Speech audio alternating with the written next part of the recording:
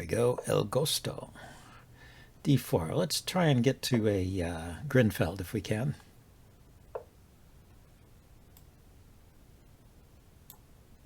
Grunfeld, as I said. I almost did E6, going for my old Nimzo, which I play a lot. Ah, he allows the Grunfeld. Okay. See what line we get. Is he going to go for the main line with takes or the other main line with knight to F3? Both pretty good. And then the bishop moves. Those are kind of sidelines, but they're pretty popular too. It goes for the main line.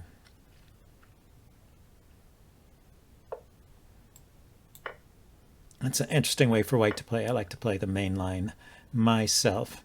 Okay, so strategy with black is pretty simple here. You just pile up pressure on the center with the bishop here, pawn here. If it takes right away, you have bishop takes c3 check, so he can't take immediately. And in general, he doesn't want to take, and because it messes up his pawn structure. Pushing is a bit unusual. I don't know if there's a particular problem with it. Once again, if he takes, I can take here. If I develop the knight, then he has the option of pushing. Oh, but then my knight can take here. So yeah, I can develop the knight.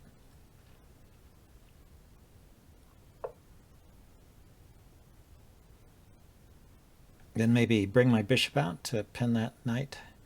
I'm not really threatening to take here, am I? Pawn takes.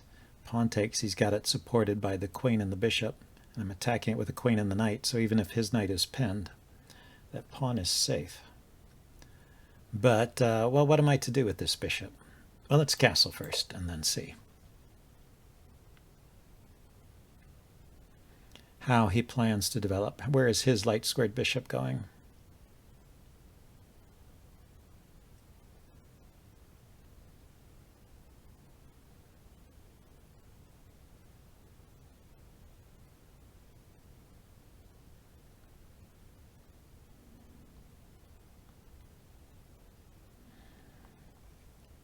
Bishop on e6 and pawn to f6 maybe as an idea to put pressure on the center that way and prevent the pawn from coming forward.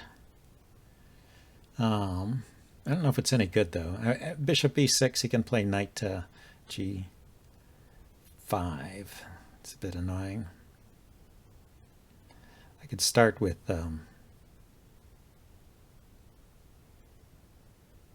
h6 to prepare bishop e6. Maybe there's a better way to play this. If I just get the bishop outside the pawn chain and he kicks it and I want to keep it here, I have to trade it for the knight. I mean, if I want to not just retreat. So bishop here, pawn here, knight takes, queen takes, and then pawn up. You can just push this pawn forward and kind of shut me in.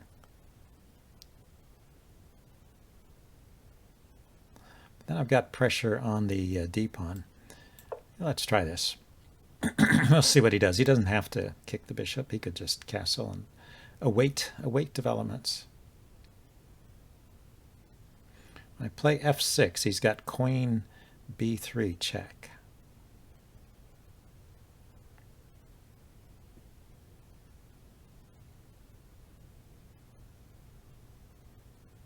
So it might be useful to defend the b-pawn. He developed his bishop there. So he can take back with the bishop here if he wants to. Let's bring my rook to the c file. I could play b6 maybe.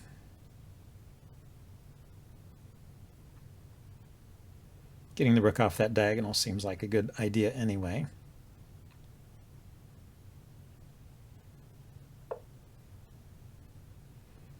Okay, it looks like he wants to trade off my dark squared bishop. Okay, so how about if I play f6 now? He has no check because he's moved his queen.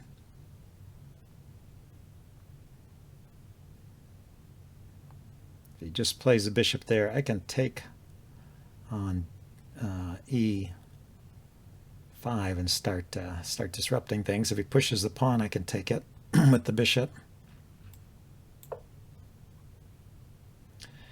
Let's get that going.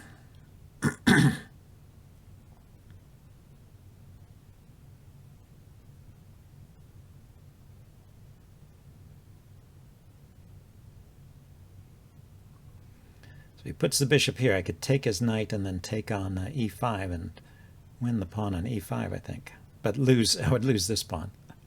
So maybe I should take here and then take here.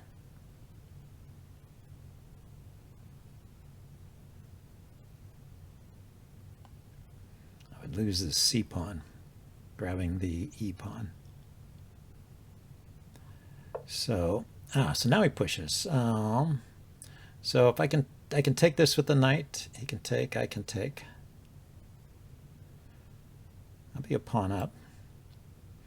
Kind of an ugly doubled pawn, but still it's a pawn.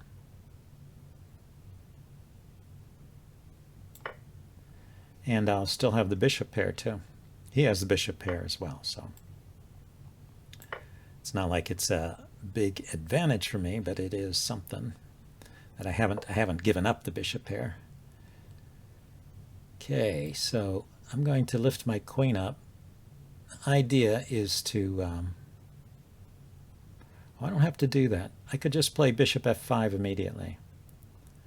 I want to bring this bishop back to a good square. If he takes, I can take with the rook or the pawn. Maybe getting a pawn duo in the center is good too.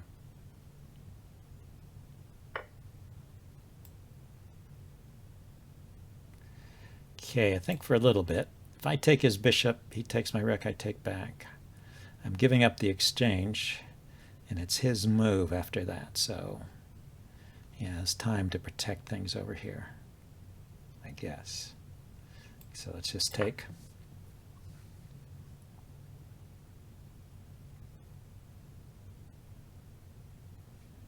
If he drops his bishop back, yeah, I don't see how dropping the bishop back would be any good. So I need to take it. The question is, should I take with the rook and keep the two pawns in front of my king here? Or should I take with the pawn and have a pawn duo here, controlling center squares? He will probably castle in either case.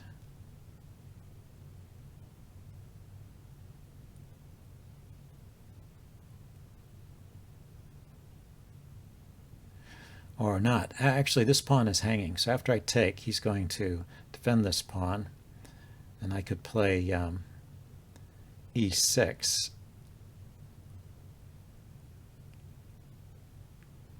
Let's see. If I take with the pawn, though, he can bring his queen out with check.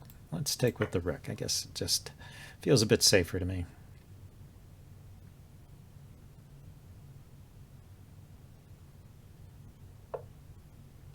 So now I've got the check here. And I have e6 like I want to play. I want to play e6 and undermine that center. If he pushes, I take. If he defends, I'll take.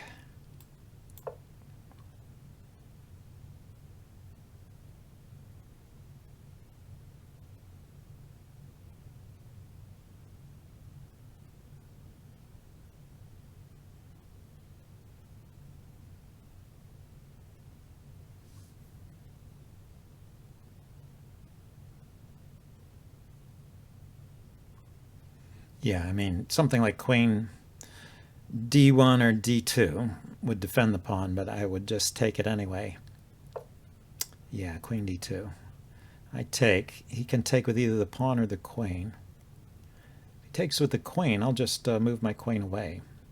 Oh, I got to defend the b pawn.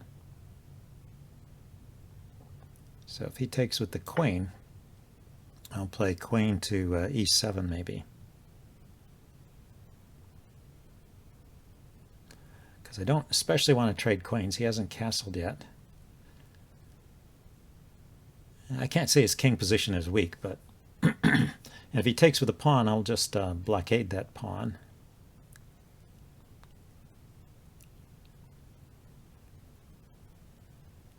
And maybe push my e-pawn forward to try and capture it.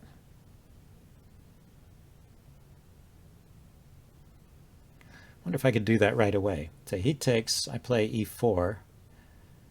He can bring the rook over to defend, even castling queenside. Yeah, so we're in that line now. It's an isolated pawn. I should be able to pile up on it. But he can also pile up on it. So I play e4. He plays rook d1. And then I lift this rook up to bring over. How about if I bring the rook up first?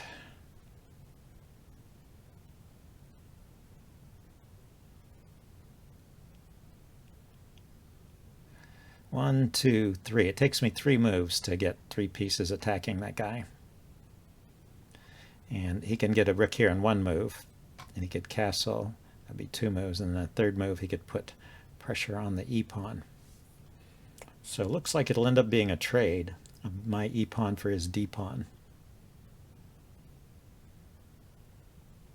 Still, I think that's his most advanced, his most dangerous pawn here. So let's just let's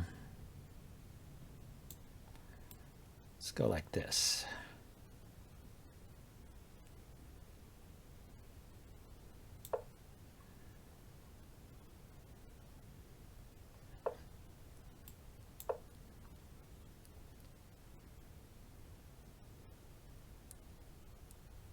I don't know about the checks, huh? Yep, he can do that. So if I go here, though I really am threatening to take that pawn. Yeah, it looks like he wants to trade the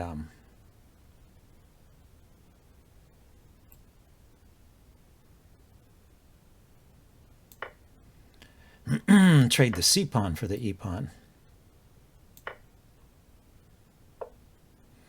And then my advanced pawn here is the e-pawn.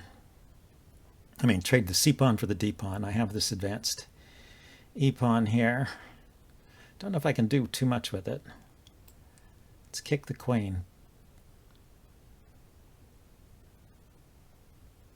Well, before I do that, there are checks. There's a check here. Can't go there. There is a check here.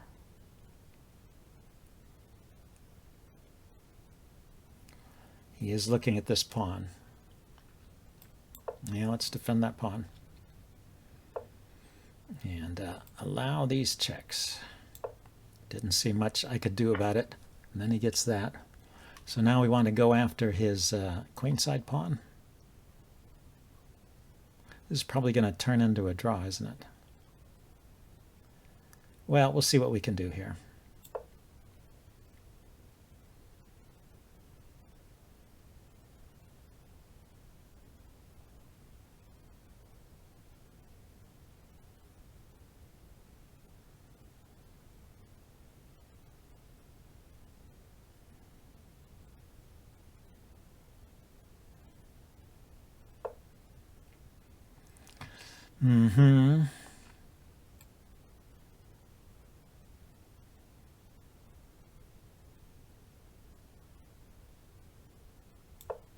Yeah, I think it's a draw.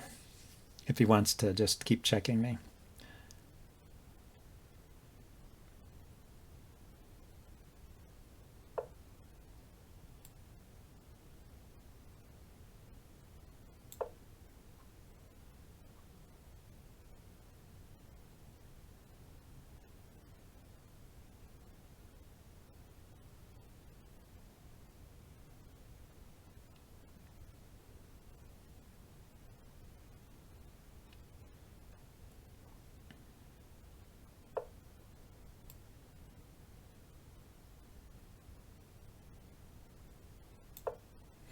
Well, now there's no check, is there?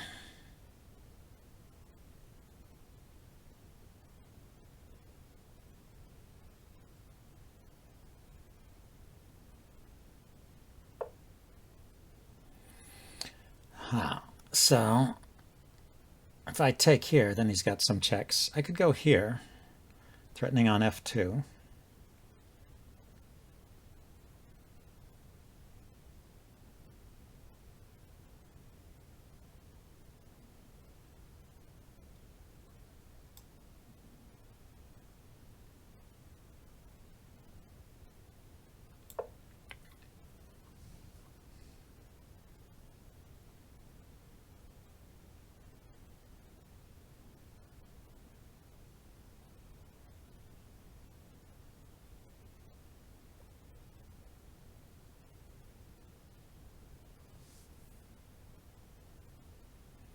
Look at my time.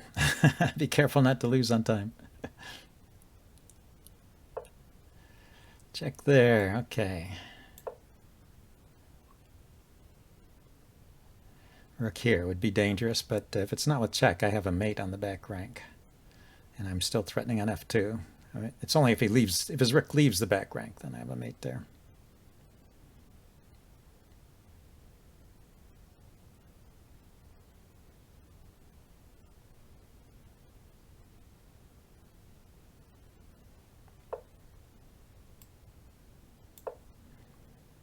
Yeah, I think it's a draw. Unless he wants to play on. I do have a loose rook there. He wants to play on.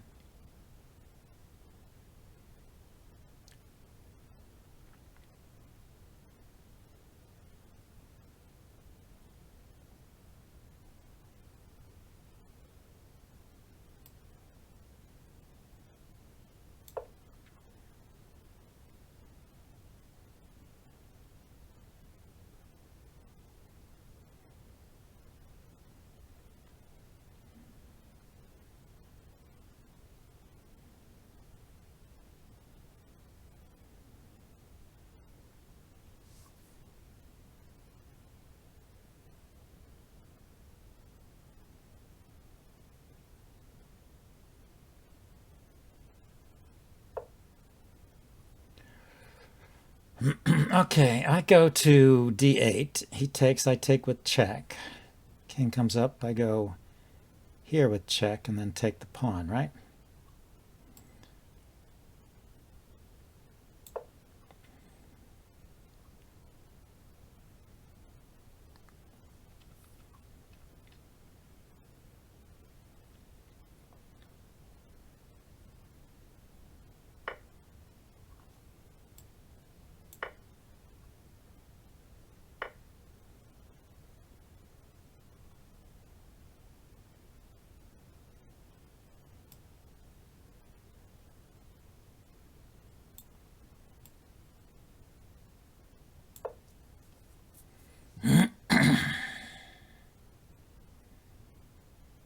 Wanted to get the queen where it was defending the pawn. Oh, he wants to go for the endgame. This is, with an outside passed pawn, this should be a winning endgame. It's one of those where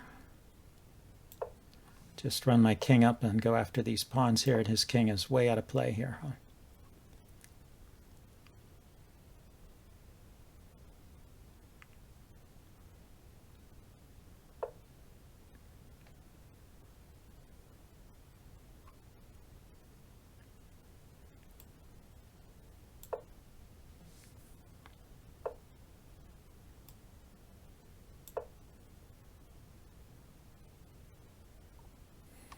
Need one pawn to survive over here. And then I can lure his king away with this pawn and take up the pawns over here. So yeah, he had a perpetual check at various times that I would have just gone for the draw, but instead he decided to go for this losing endgame. Yeah, this doesn't work because I can just pull his king away.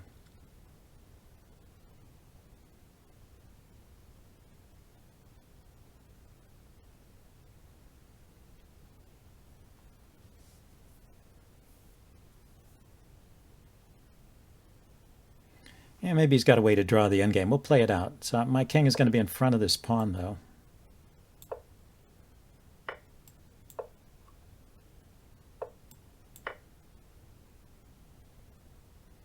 Yeah, there's no way he can get around in front of the pawn. His king needed to be, here or something, and it's all the way over here. So that's a win for me. Well, kind of lucky, but you got to know your endgames. Hope you guys enjoyed this, and I will see you next time. Bye.